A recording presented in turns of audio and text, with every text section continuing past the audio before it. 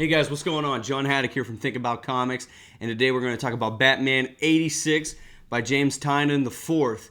And I gotta say, I was really hyped up for this book. We're done with the Tom King run. The City of Bane storyline wraps up. This is something new, obviously new writer, and we get to see two new characters. But I'll get into that. When I picked this book up, obviously looked through it. The art is kind of consistent from what we've been seeing from Batman in the past. Story-wise, the best way I can compare this book is to Superman 18. We kind of go into a book that has left a bad taste in our mouth for so long, and we kind of get to see something new, like a glimmer of hope that maybe, this story is going to change and develop into something really cool, because in here we get to see how Batman's trying to, fulfill something that he had promised Alfred back in the day about how he wants to rebuild Gotham and turn it into a city that doesn't need, Batman. And he's actually, I think, truly really making the steps in kind of building that city and stepping away from Batman. What I do like about this book is Alfred is dead, and this book cements that. We see dialogue between, Batman and Lucius Fox, where he accidentally calls him Alfred.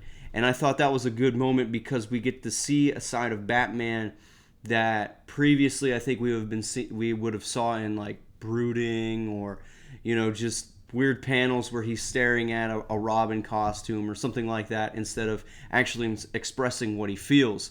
And in this issue we get to see that, and I think that has something to do with kind of where Tom King left off with his relationship with Catwoman, and where he realizes that he wants to be more than just Batman. He wants to be, Bruce Wayne and have his own life.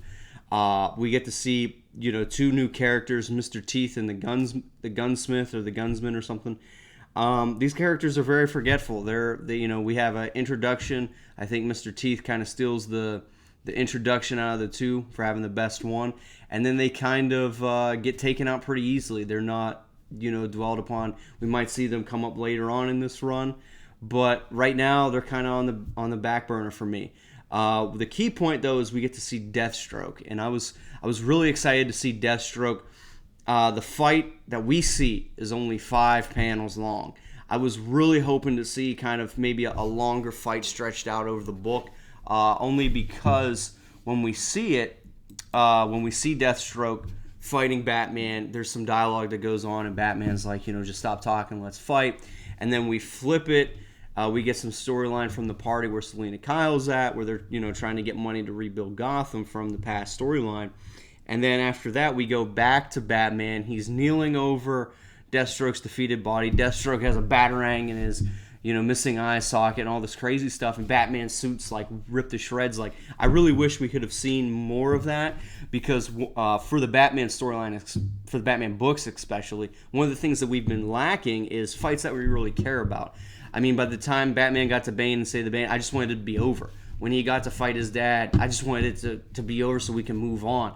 I really thought that they should have highlighted that fight more, and to kind of show where Batman's at. In that psychology of, hey, has he lost anything? Maybe he has, because his suit definitely took a beating, and so did Deathstroke. So, who's to say how that fight, went?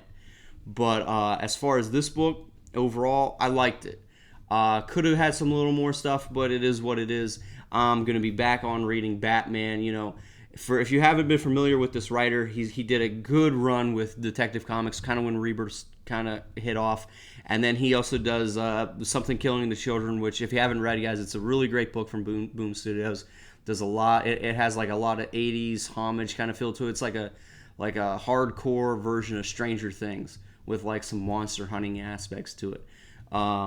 But yeah, definitely check this book out, guys. There's a really cool variant cover if you're into those. It's got like Deathstroke trying to break into the Batmobile, the new Batmobile that they make in this book. Definitely check it out, guys. Really enjoyed it. Please give a like, give a subscribe, hit me up in the comments section.